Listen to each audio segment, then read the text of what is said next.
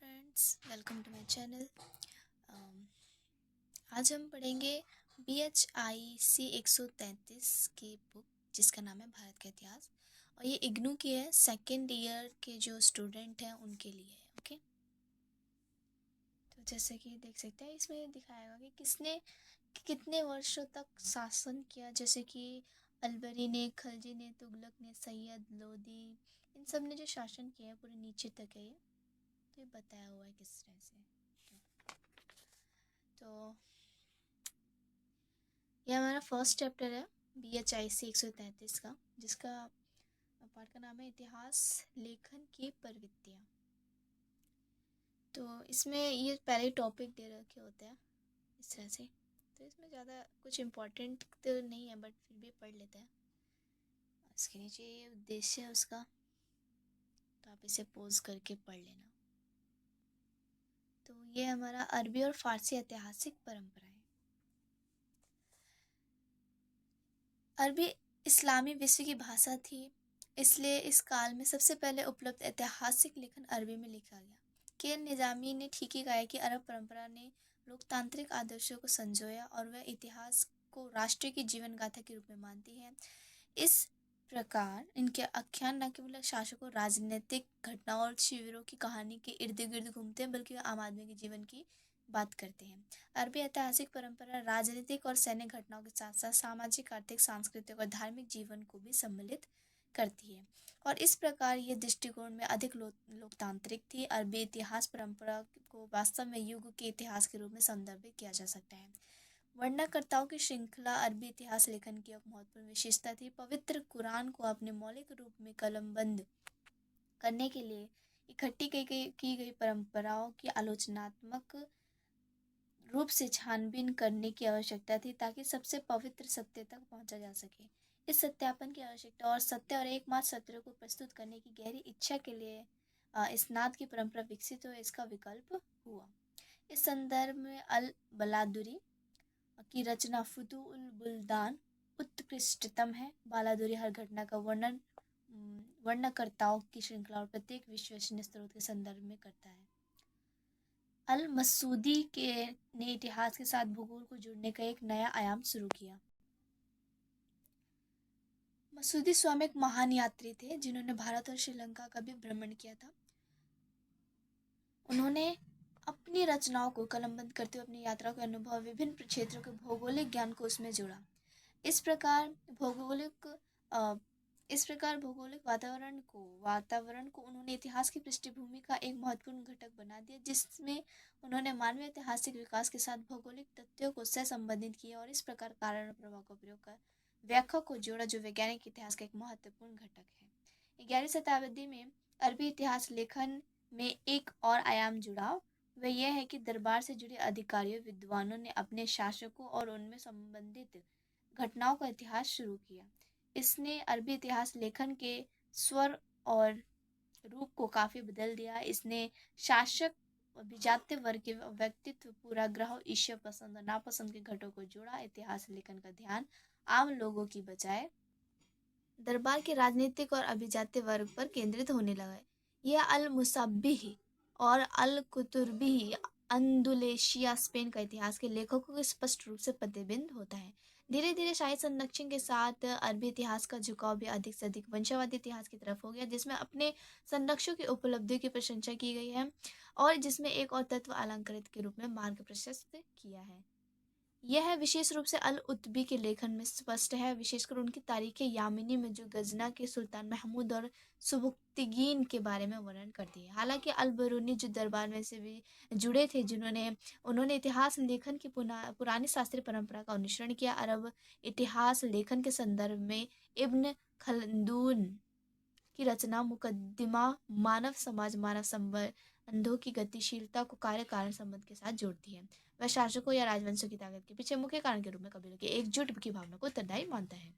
फारसी इतिहास लेखन ने इतिहास के दायरे को संकुचित कर दिया और इसमें उस युग के सामाजिक धार्मिक इतिहास की तुलना में राजनीतिक इतिहास को शासकों और कुलीनों के जीवन में इर्द गिर्द केंद्रित कर दिया। इस प्रकार फारसी इतिहास वंशावदी इतिहासकार थे। राजा और अभिजात्य वर्ग के इतिहास फारसी इतिहासकारों ने अपनी रचना का महत्व बढ़ाने के लिए शासकों को अपनी रचना समर्पित करना पसंद किया। मिनाज सिराज जुज्जानी ने अपनी तबकात नाशिरी को नसरुद्दीन महमूद को, जियाउद्दीन बन्नी ने अपनी तारीख फिरोज शाही को, फिरोज शाह तुगलक को, आरिफ कुंधारी ने अपनी तारीख अल्फी अकबर को, और इसी तरह मोतमद खान ने अपनी इकबालनामा जहांगीर जहांगीर को समर्पित की। ये सब नाम है किताबों के, मिनाज सिराज जुज्जानी इस टाइप से। ठीक है। फारसी इतिहास में अधिकांश शिक्षित वर्ग, विद्वानों और संतों पर चर्चा का अभाव पाया जाता है और उनका उल्लेख आमतौर पर शासकों के संदर्भ में किया जाता है। हमीदुद्दीन नागौरी की सूफी गतिविधियों के कारण जीवन था, लेकिन वह काफ़ी हद तक उनके वर्णन में से गायब है। हालांकि बर्नी का इतिहास भी काफ़ी हद तक फारसी ऐतिहासिक परंपरा में आता है, लेकिन उनके लेखन में एक सूक्ष्म बदलाव स्पष्ट है। वह विद्वानों और सूफियों को उल्लेख करता है, हालांकि कम परिणाम में। दरबार के जीवन के चित्रण में वह संगीतकार, नर्तकियों, नुसरत बीबी, मिहिर अफरोज का उल्लेख करता है। इसी प्रकार हालांकि वह निचले वर्ग में जन्म लेने वालों से घृणा करता था, पर इस प्रक्रिया में वह उनके बारे में बताता है जो सर्वोच्च स्थानों पर पहुँचे, लड्डा माली, बाबू नायक, जुलाहा और मनका रसोइया। अबू फजल ने अपने लेखन में अरबी और फारसी दोनों इतिहास लेखन की शैलियों को मौलिक रूप से संबोधित और संयोजित किया है। बाद में आमतौर पर सभी इतिहासकारों ने विद्वानों और साहित्यकारों और सूफियों को राजा के वर्ण के साथ शामिल करना शुरू कर दिया था। 10वीं शताब्दी तक आरंभिक ऐतिहासिक परंपरा प्रमुख रही। फिरदौसी और बाद में शेख सादी के तहत फारसी पुनर्जागरण ने धीरे धीरे इतिहास लेखन की अरबी परंपरा पर आधिपत्य जमा लिया। जल्दी फारसी ने अरबी परंपरा पर कब्जा कर लिया और संचार का माध्यम बन गई और सुल्तानों, कुलीनों और साहित्यकारों की भाषा बन गई। भारत में फारसी ऐतिहासिक परंपरा फारसी लेखन पर हावी थी। चचनामा जो मोहम्मद बिन कासिम के भारत पर केंद्रित है, अरबी शैली में लिखा गया है। हसन निज़ामी ने से जब फारसी में रचना करने के लिए कहा गया तो वह निराश हुए, क्योंकि वह अरबी भाषा के लेखन एकमात्र उचित भाषा मानते थे। उसके बाद आ जाता है राजनीतिक विक्रांत दिल्ली सल्तनत। इस दौर की सभी समकालीन ऐतिहासिक रचनाओं पर चर्चा करना हमारे लिए मुश्किल होगा, इसलिए हम इस सल्तनत काल के मौलिक व्यक्तित्व जियाउद्दीन बन्नी के साथ साथ इस दौर के कुछ प्रतिनिधित्व इतिहासकारों के बारे में विस्तार से चर्चा करेंगे। ज़्यादातर सल्तनत काल का लेखन फारसी से में था और फारसी परंपरा में लिखा गया था। इस प्रकार इस तरह के लेखन में सबसे पहले हसन निज़ामी की ताज उल मासिर और फ़ख्र ए मुदब्बिर की आदाबुल हर्ब व सुजात थी। उसके बाद आ जाते हैं हमें हसन निज़ामी की रचना पहला आधिकारिक इतिहास कहा जा सकता है। इसमें दिल्ली सल्तनत की स्थापना 1191 से 1192 से लेकर 1229 ईस्वी तक समय शामिल किया गया। मिनाज सिराज जुज्जानी की तबकात नाशिरी को सुल्तान नसरुद्दीन महमूद को समर्पित है। उसे रोजनथल ने वंशवादी इतिहास की श्रेणी में रखा है। मिनहाज अपना इतिहास आदम से शुरू कर पवित्र खलीफाओं तक लाता है। बाद में प्रत्येक वंश के लिए एक अलग अध्याय समर्पित है। नसरुद्दीन महमूद के शासनकाल में ये एक वार्षिक वृत्तांत बन जाता है। हालांकि तबकात में एक बहुत ही परिपूर्ण और विस्तृत रचना है, लेकिन इसमें ज़्यादातर राजनीतिक घटनाओं का वर्णन है। अमीर खुसरो एक कवि इतिहासकार था। उनकी रचना किरान और सादेन की विषय वस्तु सुल्तान कैकुबाद और बुगरा खान के बीच मुलाकात और उनके दिल्ली से अवध तक प्रयाग का वर्णन है।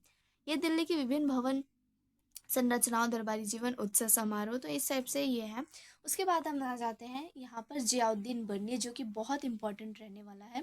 जियाउद्दीन बन्नी एक सफल लेखक थे, सफल बोले तो बहुत अच्छे लेखक थे।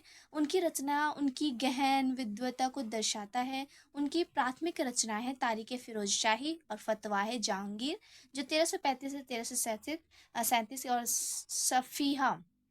सहीफाए नाते मोहम्मदी।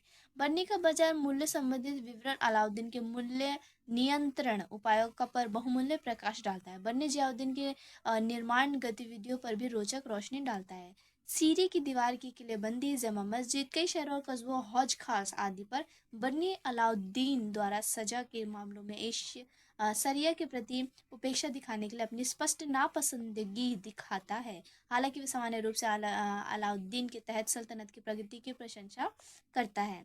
विशेष रूप से दिल्ली और उसके बाजारों, व्यापार और कारीगरों कि बर्नी का अफगानपुरा की त्रासदी का वर्णन महत्वपूर्ण है, जहां मोहम्मद तुगलक को सामान्य रूप से अपने पिता की मृत्यु के लिए उनके खिलाफ साजिश रचने के लिए जिम्मेदार माना जाता है। वही बर्नी उसकी बेगुनाही पर जोर देता है और इसे एक आकस्मिक मृत्यु बताता है, जिसने मोहम्मद बिन तुगलक के अधीन 17 वर्षों तक नदीम सलाहकार दरबारी के रूप में काम किया था। तो ये नदीम अगर आए तो उसका मतलब होता है सलाहकार या दरबारी। वह अपने संरक्षण की भूरी भूरी प्रशंसा करता है। उसे सुल्तान ने सईद पवित्र शासक और एक शहीद बताता है।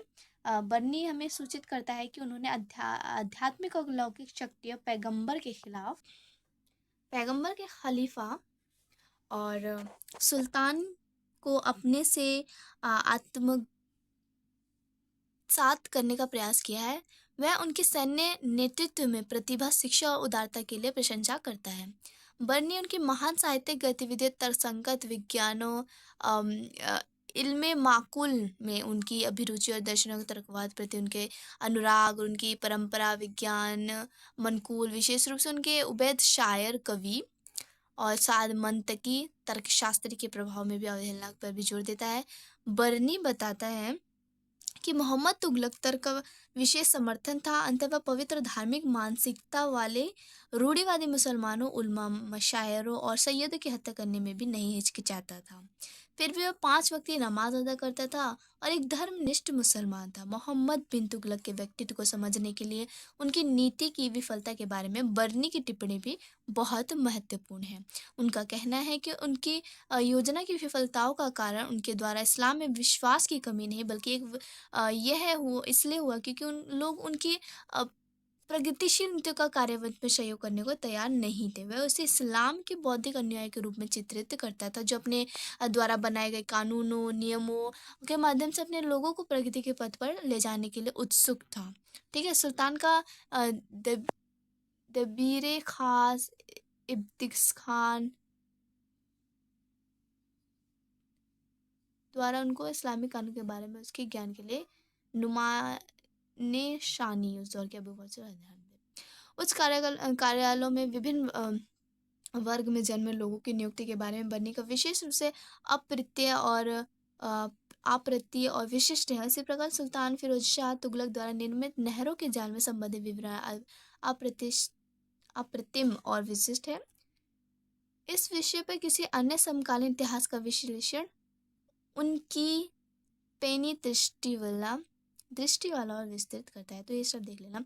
उसके बाद आ जाते हैं हम राजनीतिक वृत्तांत मुगल पे। मुगल काल के दौरान जैन खां की तुजुक ए बाबरी और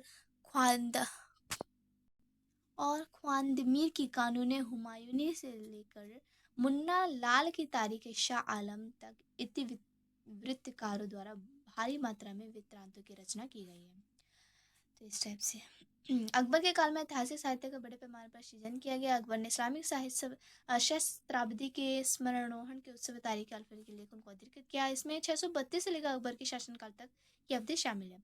ये पुस्तक 1582 में अधिकृत हुई थी और 1592 में पूरी हुई। ख्वाजा निजामुद्दीन अहमद ने तबकाते अकबरी लिखी। इसका कार्यक्रम 1592 से 93 की तिथि प्रदान करता है, लेकिन इसमें घटनाओं का वर्णन 1593 से 94 तक मिलता है। अक्टूबर 1594 में लेखक की मृत्यु हो जाती है। निजामुद्दीन ने अपने तबकात को 9 क्षेत्रों में विभाजित किया है। प्रत्येक का वर्णन एक अलग तबका भाग में किया गया है। दिल्ली, गुजरात, बंगाल, मालवा, जौनपुर, सिंध, कश्मीर और मुल्तान। लेखक अकबर के साम्राज्य के शहरों और कस्बों के बारे में रोचक जानकारी प्रदान करता है।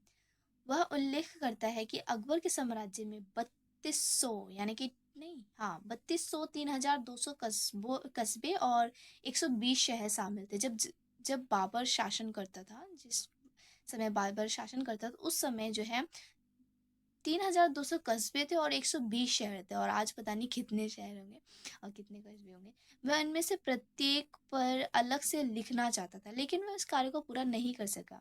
बदायूनी ने अकबर के शासनकाल में विघ्नता और नवाचारों के खिलाफ मुंतखब उत तवारीख लिखा। उन्होंने तथाकथित रूप से घटनाओं के सत्य विवरण को प्रस्तुत करने के लिए पुस्तक को गुप्त रूप में लिखा। पुस्तक 3 खंडों में लिखी गई थी। पहला खंड सुबुक्तगीन के समय में से हुमायूं तक और दूसरा अकबर के शासनकाल से संबंधित है। वह अकबर के शासनकाल में इस्लाम के विनाश पर शोक जताता है। तीसरा खंड है तज़किरा के रूप में, जो है जो अकबर के काल के मशायरों, उलमा, कवियों और चिकित्सकों को जीवनियों संबंधित वृत्तांत उपलब्ध कराता है। बदायूनी इबादत खाना की कार्रवाई पर प्रत्यक्ष सूचक प्रदान करता है। बदायूनी अकबर के महजर के पूरे ड्राफ्ट का वर्णन करता है, जो अन्यथा अबुल फजल ने में नहीं मिलता है। उसके बाद यह उतना टॉपिक ये इम्पोर्टेंट है पर उतना नहीं है, ठीक है। उसके बाद आता है हमारा संस्मरण। तो संस्मरण में आई थिंक यहाँ पर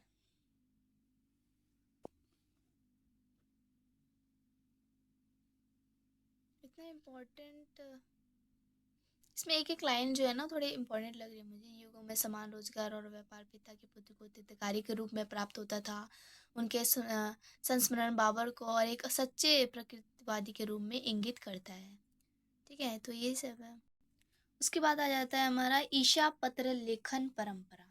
एक्चुअली वो ईशा नहीं इंशा है, आई थिंक। हाँ, इंशा पत्र लेखन परंपरा।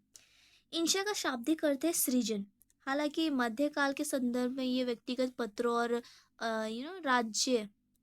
राज्य के पत्राचारों को दर्शाता है। वह मध्यकाल के दौरान पछड़ी सामाजिक सांस्कृतिक परिस्थितियों और विचारों के साथ साथ प्रशासन के कामकाज के बारे में प्रत्येक जानकारी देते हैं। सल्तनत काल के इंशा संग्रह को आज प्राप्त होते हैं। इंशा संग्रह जो आज प्राप्त होते हैं वो मात्र कुछ ही है। उनमें सबसे प्रमुख है अमीर खुसरो के इजाज़ खुसरवी और आइन उल मुल्क अब्दुल्ला बिन महरू की इंशा एक महरू। 15वीं से 16वीं शताब्दी में दक्कन के रचित सर्वश्रेष्ठ इंशा संग्रह ख्वाजा जहां महमूद गावा की रियाजुल इंशा और शाह ताहिर हुसैनी की इंशाए ताहिर सल्तनत काल के दौरान कातिब दबीर, आई थिंक दबीर आमतौर पर सल्तनत काल में इस्तेमाल किया जाने वाला। तो ये सब है। उसके बाद आ जाते हैं हम सूफ़ी लेखन पे। सूफ़ी आपका हर पेपर में बहुत इम्पोर्टेंट होता है, मतलब इसमें से एक ना एक तो क्वेश्चन ज़रूर आता है सूफ़ी लेखन या सूफ़ी मत, इस टाइप से। तो सूफ़ी वृत्तांतों में हमें 3 प्रकार के साहित्य मिलते हैं: मलफूजात, मकतूबात, पत्र और सूफियों की जीवनी संबंधित वृत्तांत। सूफी साहित्य में मलफूजात सर्वाधिक महत्वपूर्ण है। मलफूजात सूफियों फकीरों के माध्यम के संवाद है। हालांकि ये मलफूजात मुख्य रूप से नैतिक और धार्मिक पहलुओं को संबोधित करते हैं, फिर भी वह सामान्य जीवन और आम लोगों की स्थिति पर विशिष्ट रोशनी डालते हैं। वे पहलू जिन्हें अन्यथा अधिकारी, इतिहासकार और इतिवृत्तकार संबोधित करने में विफल रहे हैं। कि ए निज़ामी 1982 ने ठीक ही कहा है कि अनेक मामलों में सूफी लेखन से मिली जानकारी और अविरत और रचित राजनीतिक वृत्तांतों के लिए एक संशोधक के रूप में कार्य करती है। भारत में इस तरह मलफूजात लेखन की शुरुआत अमीर हसन सिज्जी के फुआद से होती है। ये शेख निज़ामुद्दीन औलिया के मध्यम संवाद का संकलन है। मकतूबात सूफी शासकों के पत्र पत्राचार और उनके माध्यम से वे अपने शिष्यों से दूर रहकर भी उन्हें प्रशिक्षित किया करते थे। यह उनके शिष्यों द्वारा विभिन्न प्रकार के समस्याओं का सामना करके संबंधित निर्देशों पर केंद्रित है। इन मकतूबातों में अब्दुल कुद्दूस गंगोही, शेख अहमद सरहिंदी, शाह वली उल्लाह और ख्वाजा मासूम के मकतूबात सर्वाधिक महत्वपूर्ण हैं। एक अन्य महत्वपूर्ण स्रोत सूफियों की जीवनियाँ हैं। हालांकि उन्हें आलोचनात्मक रूप से देखा जाना चाहिए, क्योंकि अक्सर उनमें अपने शिक्षा की प्रशंसा के लिए अतिरंजित वृत्तांत और चमत्कार आदि शामिल होते हैं। उदाहरण के लिए फरीदुद्दीन गंज शकरा के बारे में वृत्तांत में कालांतर में अनेक चमत्कारी कहानी शामिल कर दी गई और अंत में अली असगर चिश्ती के जवाहिर फरीदी में ऐतिहासिक सत्य को ढूंढना मुश्किल हो जाता है। तो इस प्रकार सूफी साहित्य का विश्लेषण करते समय स्रोत की सावधानीपूर्वक जांच पड़ताल और संबंधित लेखन की पृष्ठभूमि को जानने की आवश्यकता होती है। अब ये है दस्तुल अम्ल क्या है और मलफूजात क्या है। उसके बाद है हमारा विदेशी यात्रियों के वृत्तांत। मध्यकाल के शुरुआती यात्रा वृत्तांतों में सबसे पहले अरब भूगोलवेत्ताओं की कलम से लिखे गए हैं। कुछ ने स्वयं भ्रमण भी किया है, भ्रमण, ठीक है, और कुछ ने उन लोगों से जानकारी ली जिन्होंने भ्रमण किया था। भारत अरब संबंधों को तब काफी बड़ा मिला जब अल मामून ने बगदाद में बैत उल हिकमा की स्थापना की और इस प्रकार कई संस्कृत ग्रंथों का अरबी में अनुवाद करने की परियोजना की शुरुआत हुई, जिसके परिणाम स्वरूप संस्कृत और अरबी दोनों को जानने वाले विद्वानों की एक श्रृंखला का उदय हुआ, जिसने भारतीय ज्ञान, संस्कृत और इतिहास में अभिरुचि को जन्म दिया। हमें भारत का वृत्तांत अल मसूदी इब्न खुर्दादबीही, जिनकी मृत्यु 911 में हुई थी, सुलेमान ताजीर, ठीक है, यही सब है। उसके बाद हम आ जाते क्षेत्रीय ऐतिहासिक परंपरा। क्षेत्रीय ऐतिहासिक परंपरा में विभिन्न राजस्थानी बोलियों में अभिलेखनीय प्रमाण राजस्थान राज्य अभिलेखागार बीकानेर से संरक्षित है। सबसे शुरुआती रिकॉर्ड 17वीं शताब्दी के हैं, जिन्हें मुख्य रूप से जयपुर रिकॉर्ड्स के नाम से जाना जाता है। इसमें फरमान, निशान, सनद और अखबाराते दरबारे मुअल्ला शामिल है, जो मुगलों के साथ जयपुर घराने के घनिष्ठ संबंधों पर रोशनी डालते हैं। इसके अतिरिक्त वकील रिपोर्ट हैं जो मुगल दरबार की राजनीति संबंधित है। उसके बाद हमारा ये सारांश जो होता है ना, इसमें ये बताता है कि हमने जो पूरा पाठ पढ़ा है उसको बस इतने में ही वो पूरा बताने की कोशिश करता है, मतलब बहुत ज़्यादा शॉर्ट में बताने की कोशिश करता है। जो हमने पाठ पढ़ा है, लेसन पढ़ा है, उसको वो इतने छोटे पाठ में, जैसे कि अब हम देख लेते हैं जो हमने पाठ पढ़ा है कि इसमें भी है। उत्तर भारत में मध्यकालीन इतिहास लेखन की 2 परंपराएं मौजूद थी, अरबी और फारसी, ठीक है। जहाँ अरबी इतिहास लेखन को वास्तव में युग का इतिहास कहा जा सकता है, वहीं फारसी इतिहास परंपरा वंशावली इतिहास पर केंद्रित है। भारत में मुख्य रूप से फारसी इतिहास परंपरा की प्रधानता रही। दिल्ली सल्तनत के राजनीतिक इतिवृत्तों ने मिनहाज की तबकाते, हालांकि राजनीतिक विवरण कालक्रम पर बेहद सटीक है, लेकिन ये एल्बरी वंश और उनके शासकों के बारे में नीरस विवरणों में भरी है। इसके विपरीत, हालांकि बर्नी ने भी उसी फारसी इतिहास परंपरा में लिखा था, परंतु उसके इतिहास का विश्लेषण बहुत व्यापक है और आम जनता के जीवन पर प्रकाश भी डालता है और इतिहास के बारे में अधिक आलोचनात्मक दृष्टि प्रदान करता है। मुगलों के तहत राजनीतिक इतिवृत्तों की एक श्रृंखला रची गई, लेकिन अबू फजल के साथ नई शुरुआत होती है। उनके द्वारा तर्क और तर्कसंगत विशेष पर जोर देने के साथ इतिहास लेखन परंपरा में एक नया आयाम जुड़ता है। इतिवृत्तों के वृत्तांतों के अलावा मध्यकाल आधिकारिक दस्तावेजों, इंशा सूफी मलफूज इतिहास साहित्य में समृद्ध है। अरब भूगोलवेत्ताओं और यूरोपीय यात्रियों की वृत्तांतिक पर अवधि की ऐतिहासिक घटनाओं को एक नया अफ्रीका यूरोपीय परिप्रेक्ष्य प्रदान करते हैं। ये रिकॉर्ड तब भी महत्वपूर्ण हो जाते हैं जब किसी यात्री के वृत्तांत में अन्य अवलोकन प्राप्त होते हैं जो कहीं और नहीं मिलते। हालांकि मध्यकाल इतिहास लेखन में फारसी ऐतिहासिक परंपरा का वर्चस्व था, परंतु क्षेत्रीय इतिहास और परंपरा और भाटों के वृत्तांत अत्यंत उपयोगी है, विशेष रूप से ग्राम्य स्तर के मुगल रिकॉर्ड्स के अनुपस्थित राजधानी और मराठी अभिलेख रिकॉर्ड का अधिक महत्वपूर्ण है। तो यहाँ पर हमारे ये पूरा चैप्टर खत्म होता है। फर्स्ट लेसन था BHIC 133 का, भारत का इतिहास 1206 से 1700 तक का।